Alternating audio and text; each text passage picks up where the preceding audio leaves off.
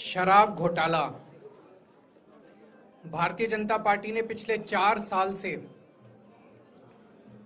इस शब्द का भारतीय राजनीति में खूब इस्तेमाल किया। आज उसमें जो आदेश आया उस पर अभी चर्चा करेंगे। न्यायालय ने, हमारे जस्टिस सिस्टम ने इसमें एक बहुत ऐतिहासिक फैसला दिया है। इसके लिए मैं जुडिशरी का बहुत बहुत धन्यवाद करना चाहता हूं, जज साहब का बहुत बहुत धन्यवाद करना चाहता हूं। आज के इस माहौल में जब सारी संस्थाओं को, सारे अथॉरिटीज को डराया जा रहा है, धमकाया जा रहा है, ऐसे में इतना बड़ा न्याय करने के लिए जज साहब ने वाकई बहुत हिम्मत दिखाई है। मैं उन सभी वकील भाइयों का धन्यवाद करना चाहता हूं जिन्होंने एक एक कदम हम लोगों का साथ दिया, हमारी ये लड़ाई न्यायालय में लड़ी। मैं खासकर नाम लेना चाहता हूं, अभिषेक मनु सिंघवी साहब का धन्यवाद करता हूं, हरिहरन साहब का धन्यवाद करता हूं, रिबेका मैडम का धन्यवाद करता हूं, विक्रम चौधरी जी का, दयान कृष्णन जी का, रमेश गुप्ता जी का, शादान का, मोहित माथुर जी का, विवेक जैन, रजत, मोहम्मद इरशाद, करण, मुदित जैन, और भी कई नाम है, अगर मेरे से कुछ रह गए हो। बहुत सारे वकीलों ने हमारा साथ दिया, और उन सारे देश भर के लोगों का जिन्होंने पिछले 4 साल से जिस तरह से हमारे ऊपर अत्याचार किया जा रहा था, इतने कठिन समय में हम लोगों का साथ दिया, उनका धन्यवाद करना चाहता हूं। आप जान रहे हैं कि किस तरह से पिछले 4 साल से ईडी को, सीबीआई को, सारी संस्थाओं को इस्तेमाल करके हमारे ऊपर एक शराब घोटाला नाम का एक आरोप लगाया गया।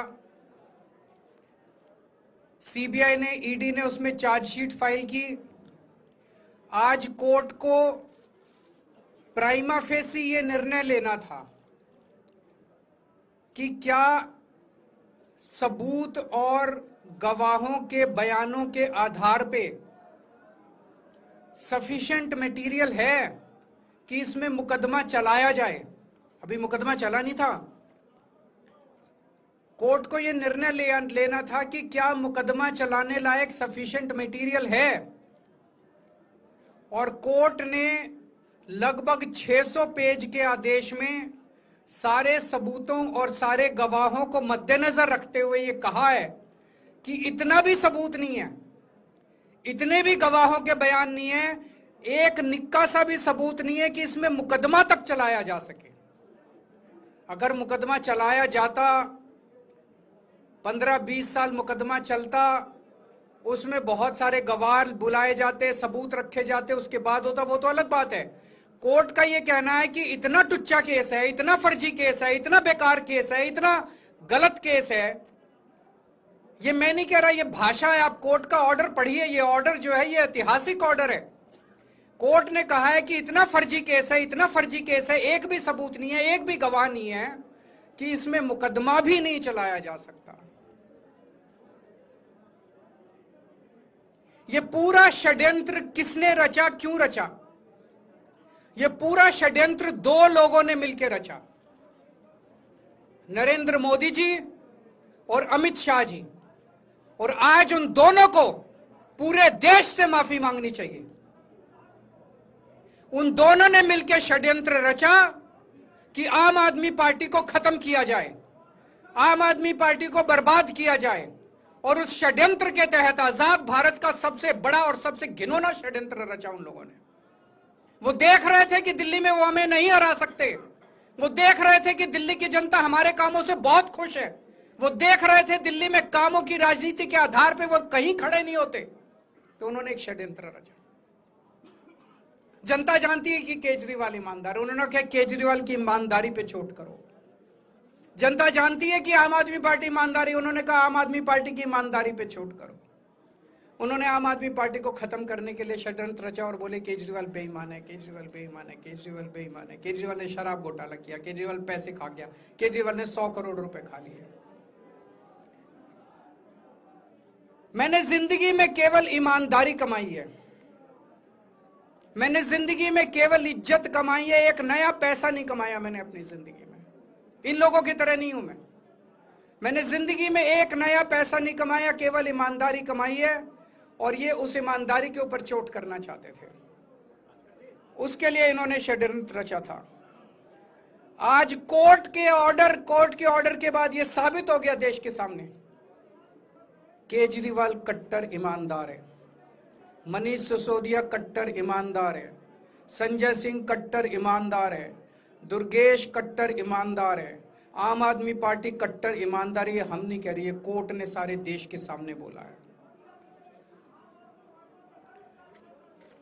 कई लोग ये कहते हैं जेल से आने के बाद केजरीवाल चुप क्यों हो गया,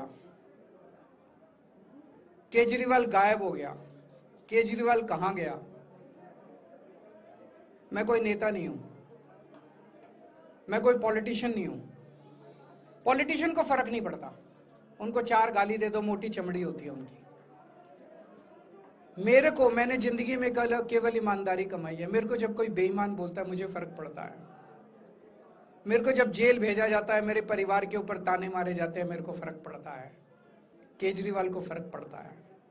इसलिए मैंने तय किया था कि जब सारे देश के सामने मैं निर्दोष साबित हो जाऊंगा तब तक मैं चुप रहूंगा। आज मेरे दिल से बहुत बड़ा बोझ उतर गया।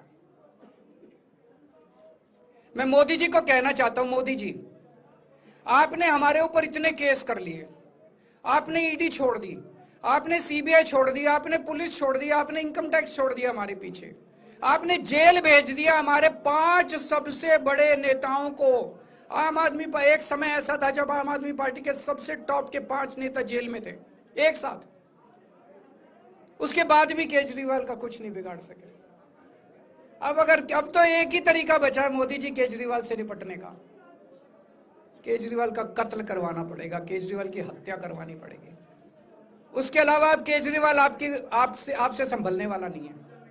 अब आपके बस का नहीं है केजरीवाल, आपने सब कुछ करके देख लिया, अब केजरीवाल का कत्ल ही करवाना पड़ेगा।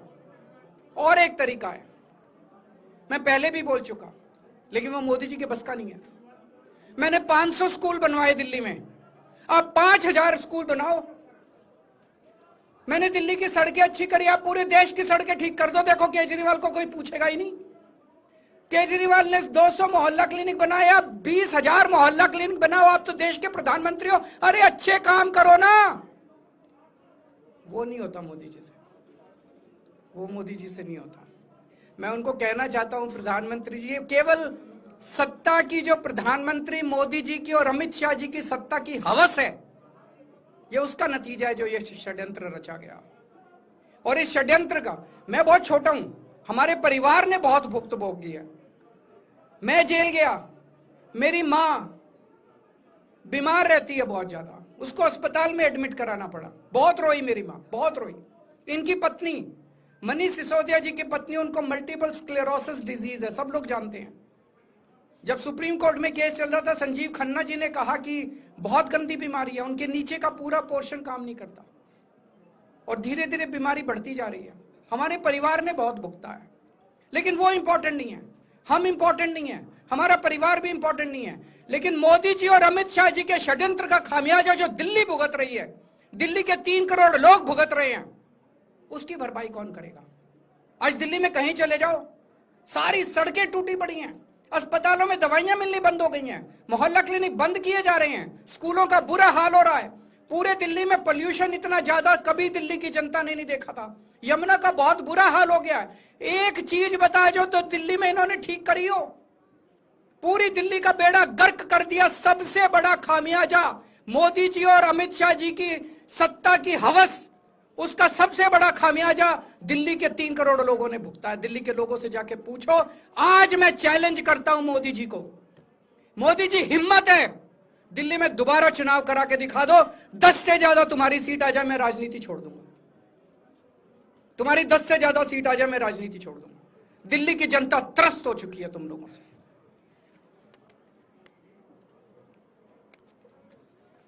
मैं मोदी जी को कहना चाहता हूं, अगर आपने सत्ता हासिल करनी है, कुछ पॉजिटिव काम करके सत्ता हासिल करो। आज देश के सामने इतनी बड़ी बड़ी समस्याएं हैं।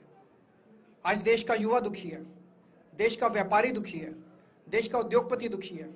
आज अमेरिका हमें आंखें दिखा रहा है। मोदी जी की हिम्मत नहीं है जो ट्रंप के खिलाफ एक शब्द बोल दें। ट्रंप के खिलाफ रोज ट्रंप गालियां देता है मोदी जी को, रोज ट्रंप गालियां देता है भारत को, रोज ट्रंप गालियां देता है हमारे देश को।